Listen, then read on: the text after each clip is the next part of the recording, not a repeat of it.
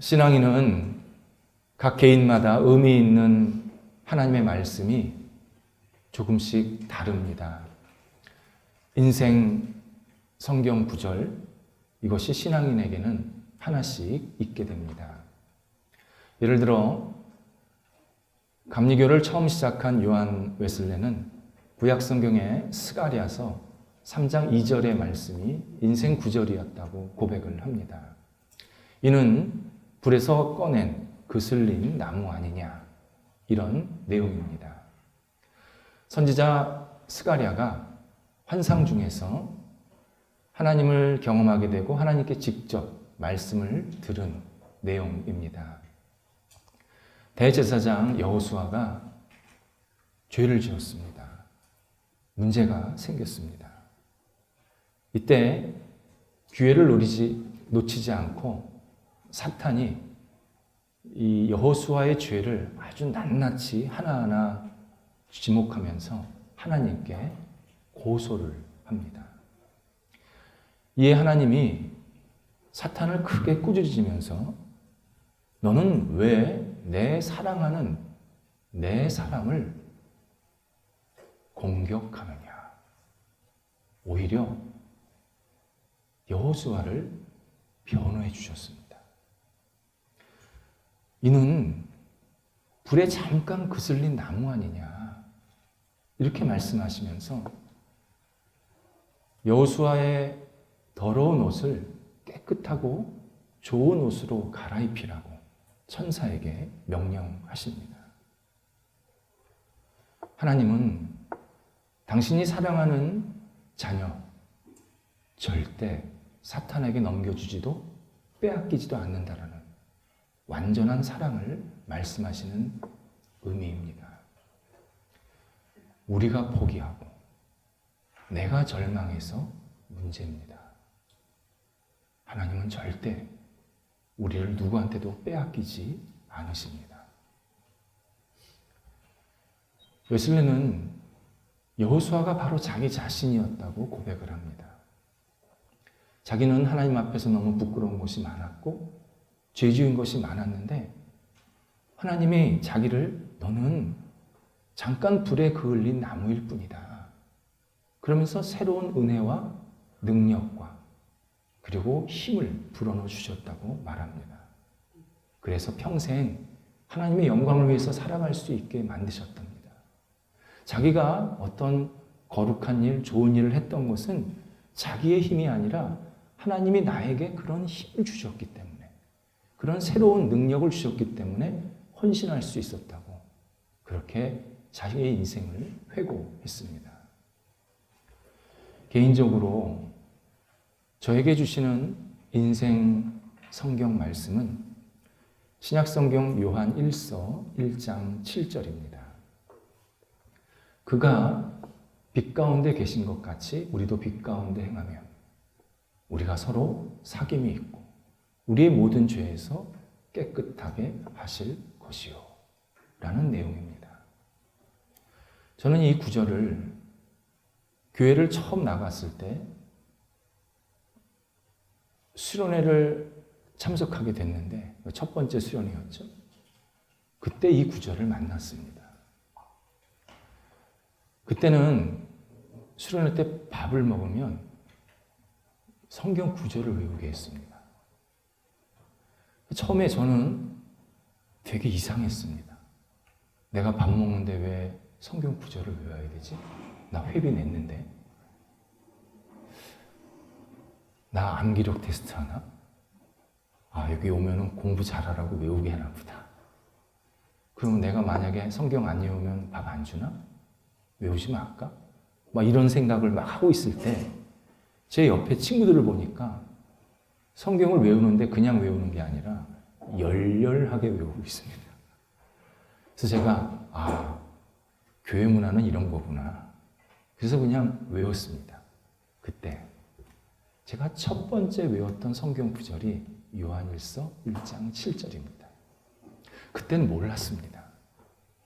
근데 한참 시간이 지나고 난 후에 제가 교회밥을 먹게 한 첫 번째 성경 구절이었어요. 그리고 제가 목회를 하게 되고 사람을 많이 만나게 되면서 어떻게 사람을 대하고 목회를 해야 될지를 방향을 알려주시는 말씀이었습니다. 우리는 누구나 다 연약하고 부끄러운 면이 있고 죄도 짓고 또 잘못된 행동들도 할 수 있습니다. 이때 중요한 것은 빛 가운데 있어야 합니다. 하나님 안에 있어야 합니다. 그래야 내가 하나님을 만나는 사람을 만나게 하시고 하나님의 자녀를 만나게 하시고 그와 교제하게 하시고 사귐이 있게 하신단 말이죠. 교제하게 하시고 도움받게 하시고 서로 힘을 얻게 하시고 서로 용기를 주고 격려하는 그러한 사귐, 교제가 있게 만드신다는 겁니다. 그리고 나서 예수 그리스도 안에서 나를 그리고 우리 모두를 용서해 주시는, 깨끗해 주시는 시간이 있다. 그래서 새롭게 살아갈 수 있는 기회를 주신다. 이렇게 약속하시는 말씀이었습니다. 저는 이 말씀을 제 목회에 굉장히 중요한 방향으로 여기고 있습니다. 성도들을 대할 때, 또 저 자신에 대해서, 또는 교회를 세우고 이끌어갈 때 정죄가 아니라 수용, 비판이 아니라 이해. 이것을 먼저 해야 성도들이 예수 그리스도 안에, 하나님 안에 거하게 하는 것이 핵심이다. 비판을 하면서 아무리 옳은 일이라도 비방을 하면서 그를 잘못됐다고 정죄하면서 그 사람의 영혼이 잘못된 길로 간다든지 교회를 떠나면, 예수 그리스도 안에 있는 것을 떠나면 그것은 정말 다시 기회가 없다. 예수 그리스도 안에 있어야 된다. 부족해도 예수님 안에 있어야 된다. 이것이 굉장히 중요한 목회의 방향이 되었습니다. 이렇게 사람마다 인생 구절이 각자의 형편과 상황에 따라 조금씩 다릅니다. 아직 저는 인생 구절이 없습니다. 저는 성경 말씀 아직도 잘 모르겠고 그게 그건 것 같습니다. 라고 하신다면 진지하게 성경 같이 계속 말씀을 나누고 신앙생활을 하다 보면 분명히 그런 말씀을 내게 허락해 주십니다. 그 말씀을 통해서 내가 은혜를 받게 하시고 뭔가 새로운 것을 깨닫게 하시고 용기와 회복을 주시는 그 생명의 말씀이 반드시 우리 인생에 있게 만드십니다. 그런데 모든 신앙인들이 가장 의미 있고 좋아하는 성경 구절이 바로 오늘 본문입니다. 요한복음 3장 16절은 번역자들이 다른 언어로 번역을 하려고 할 때 성경을 제일 먼저 번역하는 구절입니다. 복음을 전할 때 반드시 요한복음 3장 16절을 집어넣어서 복음을 전합니다. 그 나라 언어로 만들어서. 성경이 현재 720개의 언어로 번역이 되었습니다. 여러분 이해되십니까? 세계 나라가 160개국인데 언어는 720개. 왜냐하면 이 언어가 다 다르기 때문에. 사실 우리나라도 표준어가 있고 전라도 말이 있고 경상도 말이 있잖아요. 제주도 말이 있잖아요. 우리는 대충 알아듣지만 외국 사람들이 볼 때는 이게 좀 어렵거든요. 그러니까 언어별로 이렇게 다 번역을 다 하는 거죠. 우리는 좁으니까 한 언어지만 넓은 땅에는 이게 서로 안 통하는 겁니다. 720개의 언어로 성경이 번역이 되어 있습니다. 요한복음 3장 16절이 1600개. 2배가 넘는 그러한 언어로 번역이 되어 있습니다.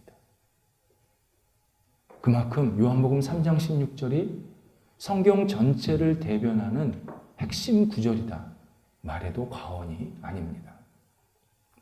하나님의 사랑은 그 사랑이 예수 그리스도를 통해서 인간에게 전해졌습니다. 예수 그리스도는 하나님이 인류에게 주신 최고의 선물이고 그 예수 그리스도를 받아들이는 사람은 구원을 얻습니다. 이런 내용입니다. 오늘은 앞에 부분을 먼저 생각할 필요가 있습니다. 하나님이 세상을 이처럼 사랑하사 여기까지입니다. 사람이 다른 사람을 사랑할 수 있는 이유는 하나님의 사랑을 경험했기 때문입니다. 사람은 내가 하나님을 믿던 안 믿던 관계없이 하나님의 사랑을 직간접적으로 경험했기 때문에 내게 사랑이라는 개념, 사랑이라는 행위를 할 수 있게 된 겁니다. 우리가 만약 하나님의 사랑을 경험하지 못했다 그러면 우리의 머릿속에, 우리의 영혼 속에는 사랑이라는 게 아예 없습니다. 각인되어 있지 않습니다. 근데 나도 모르지만 내가 지금까지 살면서 하나님의 사랑을 많이 경험했기 때문에 그게 하나님의 사랑인지도 모르죠, 사람들은. 근데 때로는 그러잖아요. 운이 좋았다. 나한테 이번에 큰 복이 왔다. 누가 주는지도 모르지만. 그런 거. 그런 하나님의 사랑을 내가 계속 경험하면서 나도 모르게 다른 사람을 사랑할 수 있는 그런 마음을 갖게 하십니다. 이때 인간의 사랑은 유약하고 한계가 있습니다. 우리의 죄성이 하나님의 사랑이 섞여가지고 이게 혼탁해진 겁니다. 그런데 하나님의 사랑은 우리가 생각할 수 없는 놀라운 몇 가지의 특징이 있습니다. 그것을 하나님이 이처럼 사랑하사라 해서 이처럼에다가 다 집어넣으신 겁니다. 이처럼 나를 사랑하셨다. 첫 번째는 하나님께서 우리에게 주시는 사랑은 위대합니다. 에베소서 2장 4절에서 하나님의 사랑을 그 큰 사랑이라고 표현하고 있습니다. 우리는 크다 그럴 때 숫자를 생각하지 않습니까? 숫자가 많으면 큰 거고 내가 생각하는 숫자로 적으면 작은 거고 그렇게 생각을 하는 겁니다. 그러다 보니까 우리 시대 사람들의 숫자의 개념이 과거보다는 확실히 커졌습니다. 예전에는 1억, 2억 그런 굉장히 큰 숫자였습니다. 근데 지금은 기본 단위가 10억, 20억 옆집 개 이름 부르듯이 100억, 1000억 이런 걸 쉽게 얘기를 하더라고요. 그만큼 살기 좋아졌다라는 의미이기도 합니다. 뿐만 아니라 사람도 마찬가지입니다. 옛날에는 10,000명, 20,000명 지지를 받으면 그 사람 지지 많이 받은 겁니다. 근데 요즘에는 10만 명은 기본이고 100만 명, 1000만 명. 굉장히 많은 응원과 팬들이 구성되어 있는 유명한 사람들이 많습니다. 1000만 명이면요. 우리 서울의 인구에 해당하는 숫자만큼 한 사람의 언행과 생활을 계속 지켜본다는 겁니다. 그런 사람들이 세계 곳곳에 많이 있습니다.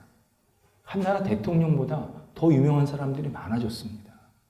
개를 잘 다루면 개통령, 먹는 걸 많이 먹으면 먹통령, 패션을 그러니까 옷을 잘 입으면 패션의 왕, 여왕 이런 말을 아주 쉽게 이제는 쓰게 됐습니다. 그 사람들 지지하는 사람들 보면요 100만 명은 기본입니다. 그런데 성경에서 말하는 이 크다는 조, 경 이건 또 비교가 안 되는 표현입니다. 성경에서 크다는 압도하다입니다. 압도하다. 그 앞에 서면요 내가 완전히 눌리는 겁니다. 하나님의 사랑 앞에 서면 내가 완전히 압도당하는 겁니다. 커다란 산이 있는데 그 산이 하나만 있는 게 아니라 나를 온통 둘러싸고 그 너머도 있고 그 너머도 있고 그 너머도 있고 도무지 이 산이 어디서 끝날지도 모르는 그런 나를 계속 뺑돌고 있는 그러한 압도되는 사랑을 큰 사랑이라고 표현하는 겁니다. 그래서 성경에서 이 큰을 위대하다라고 번역을 하기도 합니다. 하나님의 사랑은 위대합니다. 누구도 그 사랑에 노출이 되면 야, 내가 이 사랑을 벗어나지 못하겠구나. 이것을 깨닫게 됩니다. 두 번째는 하나님의 사랑은 끝이 없습니다. 에베소서 3장 19절에서 하나님의 사랑은 충만하다라고 표현을 합니다. 충만하다. 끝이 없다. 제한이 없다. 보이지가 않는다. 이런 뜻입니다. 밑 빠진 독에 물을 부으면 물이 차지 않습니다. 똑같은 뜻입니다. 충만하다. 계속 집어넣는데 끝이 안 보인다는 겁니다. 우리가 태평양에 있는 좋은 휴양지에서 그 바다에서 수영을 하고 있다고 생각해 보시기 바랍니다. 그러면 우리는 물의 양을 측량할 수 없는 그 바닷물에 내 작은 몸이 쏙 들어가 있는 상태입니다. 우리가 지금 앉아있는 이 자리는 광활한 우주에서 아주 티끌보다 작은 자리에 해당합니다. 보이지도 않습니다. 바로 이 광활한 우주, 양을 측량할 수 없는 바닷물, 이것이 무한한 하나님의 사랑을 표현하는 충만하다라는 뜻입니다. 우리가 하나님 안에 있으면 이런 하나님의 무한한 사랑을, 내가 도저히 헤아릴 수 없는 이 사랑을 계속 경험하게 만드신다, 약속하십니다. 오늘 우리가 함께 예배 시간에 불렀던 찬송가 304장, 참 은혜로운 가사입니다. 이 찬송 부르면 정말 너무너무 감사한 그 고백을 하게 됩니다. 하늘을 두루마기, 그러니까 하늘을 종이 삼고 바다를 먹물 삼아서 하나님의 사랑을 쓰는데 다 못 쓴다는 겁니다. 이해되세요? 하늘을 종이 삼고 바닷물을 먹물을 삼아서 하나님 사랑을 쓰는데 다 못 쓴다는 거예요. 이게 도대체 얼마나 큰 사랑입니까? 끝이 없다는 거죠. 근데 원래 이 찬양이 레만이라는 분이 1, 2, 3절만 작사 작곡을 했답니다. 후렴이 없었어요. 근데 어느 날 한 신앙인이 전쟁에 참여를 했습니다. 근데 이 전쟁이 얼마나 치열하든지 그냥 아침 저녁으로 계속 포격을 막 총을 쏘고 막 정신이 하나도 없는 겁니다. 이때 이 신앙인이 하나님이 나를 지금 지켜주고 계신가, 이걸 너무 확신이 깨달은 겁니다. 그러던 하루 잠깐 전쟁이 소강 상태에 됐을 때 자기가 누웠던 그 벽에다가 이 찬송가 304장을 다 쓴 겁니다. 쭉. 그리고 맨 마지막에 두 줄로 자기 신앙 고백을 썼습니다. 나중에 사람들이 보니까 이게 잘 어울려서 아예 그 304장에다가 후렴으로 편입을 시킨 겁니다. 그 후렴이 간단하지만 이런 내용이었습니다. 하나님의 사랑 영원하네, 영원한 사랑 성도여 찬양하세요. 하나님의 사랑은 내가 경험하면 경험할수록 끝이 없다. 정말 끝이 없다. 이것을 계속 깨닫고 고백하게 만드십니다. 세 번째가 하나님의 사랑이 조건이 없습니다. 수도꼭지를 틀면 물이 나옵니다. 이때 수도국 직원이 와서 수도꼭지를 틀어야 물 나오는 거 아닙니다. 아이도 어른도 의인도 악인도 수도꼭지를 틀면 물이 나오는 겁니다. 하나님의 사랑이 이렇게 조건이 없습니다. 내가 하나님 앞에 뭘 잘한 게 있고 앞으로 제가 잘할게요, 약속하면 하나님이 나를 사랑하시는 것이 아니라 하나님이 우리를 먼저 사랑하시고 조건 없이, 그리고 사랑부터 받게 하시면서 이 땅을 시작하게 만드십니다. 그래서 우리는 누구도 조건 없이 지금 하나님의 사랑을 경험하고 있고 누리고 있고 계속 받고 있습니다. 이것을 잘 알려주시는 말씀이 구약성경의 호세아서입니다. 호세아서는요, 내가 이성적으로 산다고 생각하는 사람, 나름 도덕적이라고 생각하는 사람에게는 되게 화나는 내용입니다. 이 성경책 덮게 만드는 내용입니다. 하나님께서 호세아에게 행실이 좋지 않은 고멜과 결혼하라고 말씀하십니다. 호세아야, 너는 지금부터 내 역할, 하나님 역할을 하는 것이고 저 고멜은 이스라엘 백성, 나아가서 모든 인간의 역할을 하는 것이란다. 이런 의미였습니다. 뿐만 아니라 호세아가 결혼하는 것을 사람들은 무슨 저런 여성이랑 결혼하지? 저런 말도 안 되는 결혼이 있어? 라는 비아냥거리는 일이 될 것이고, 뿐만 아니라 저 결혼 며칠이나 가나 보자, 한 달이나 갈까? 이렇게 구설수에 오르는 그러한 결혼식이 될 것이다 라는 의미로 결혼하라고 말씀하신 겁니다. 하나님의 사랑이 사람들에게 구설수, 스캔들을 계속 일으킨다는 겁니다. 실제로 지금까지 많은 사회, 많은 시대 속에서 하나님의 사랑은 계속 스캔들을 일으켰습니다. 정말 그런 사랑이 있어? 말이 돼? 그래서 이 하나님의 사랑을 의심하고 막 비판하고 지금도 얼마나 많은 사람들이 이 하나님의 사랑을 거부하고 있는지 모릅니다. 스캔들을 계속 일으키는 겁니다. 그런데 이 하나님의 사랑은 진짜입니다. 호세아를 통해서 그걸 계속 보여주십니다. 호세아는 자기 아내를 정말 헌신적으로 사랑하며 잘 대해줍니다. 그런데 정말 사람들의 우려대로 고멜이 결혼한 지 얼마 되지 않아 밖으로 돌아다니기 시작합니다. 나쁜 사람들이랑 어울리면서 옳지 않은 행동들을 계속합니다. 그런데도 호세아는 똑같은 마음으로 자기 아내를 사랑합니다. 호세아 2장에 가면 하나님께서 이런 비유도 얘기하십니다. 하나님이 인간에게 많은 물자를 베푸셨는데 인간은 그 물자를 받아놓고는 하나님을 욕하고 저주하고 하나님을 배신하고 하나님을 공격하는 데 사용하고 있고 거기에 자신의 탐욕을 채우는 데 계속 사용하고 있다는 겁니다. 하나님께 모든 것을 다 받아놓고는 그 받은 것을 가지고 하나님께 계속 칼을 찌르고 있더라는 겁니다. 호세아가 그렇게 행동했다는 겁니다.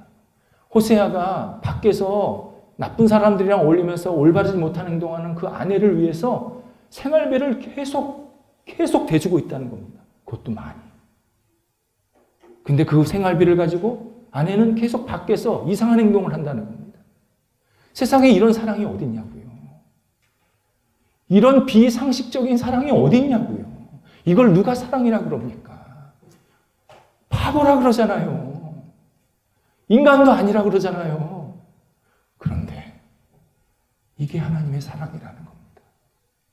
하나님이 지금 우리를 그렇게 사랑하고 계신다는 겁니다. 이야기가 여기서 끝이 아닙니다.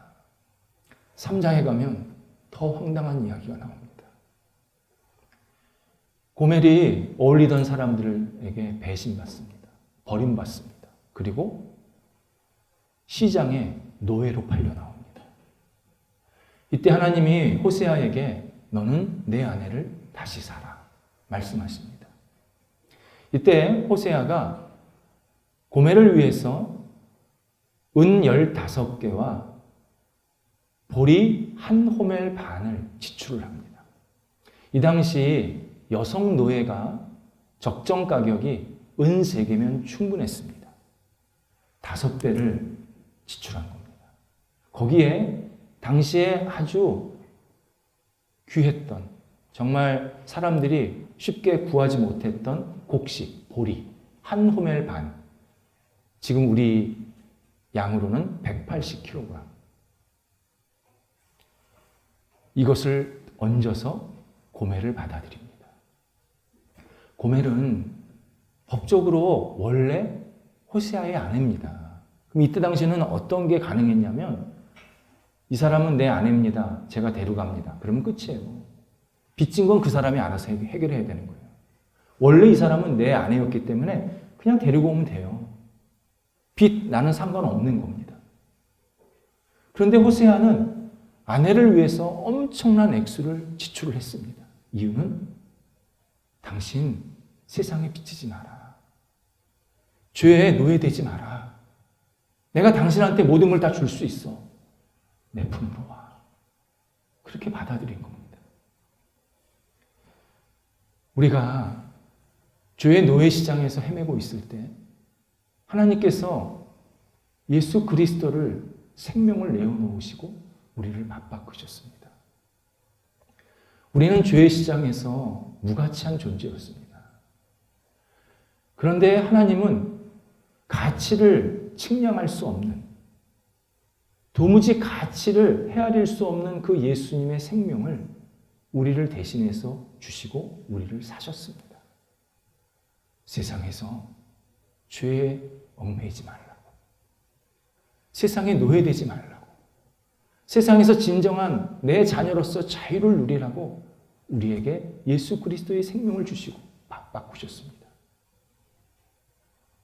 그리고 사탄이 우글거리는 그 시장 한가운데에서 우리를 포근히 감싸 안으시면서 우리 집에 가자. 그리고 우리를 지금까지 인도하고 계십니다.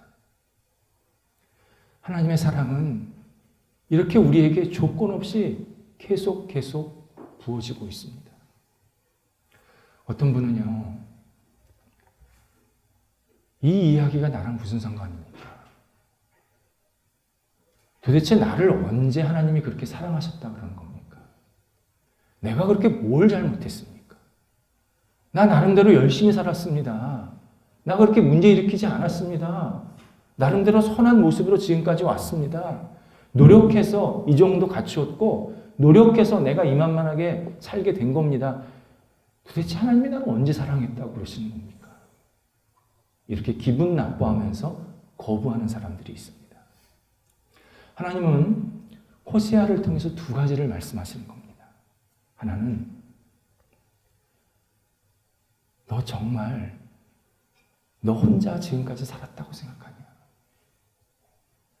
네가 나의 도움, 나의 사랑 없이 지금까지 살았다고 생각하는 그 자체가 가장 큰 죄란다.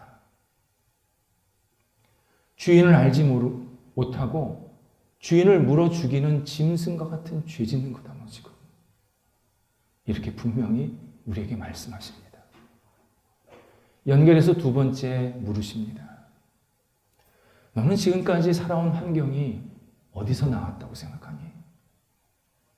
이 아름다운 자연들, 공기, 햇볕, 비, 열매들, 너 어디서 났다고 생각하니? 네가 지금까지 살아온 여러 가지 역할들을 했었던 재능들, 건강, 기회, 만났던 사람, 네가 만들어서 채웠니? 네가 여태까지 그거 다 이건 내 거야 그러면서 알아서 스스로 챙겨가지고 그것을 이용해서 네가 지금까지 잘 살았니? 우리에게 묻고 계십니다.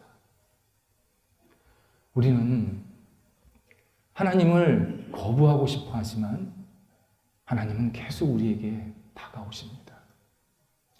우리는 하나님께 도망가려고 하지만 하나님은 우리를 계속 추적하고 계십니다. 우리는 하나님의 도움 필요 없었습니다. 난 도움 없었습니다. 라고 말하고 싶겠지만 하나님은 지금도 계속 우리에게 무언가를 부어주십니다. 우리는 그분을 외면하려고 하지만 하나님은 우리를 지금도 인도하고 계십니다. 그러면서 우리에게 이렇게 말씀하십니다. 이제는 내 사랑을 받아주지 않겠니? 이제는 내가 너를 인도한다는 것을 인정해주지 않겠니? 나는 네가 받아들이고 인정할 때까지 계속 너를 사랑하고 이끌 거란다. 단 너한테 생명이 있을 때까지만이란다. 그러니 빨리 받아들이면 받아들일수록 내게 복이란다.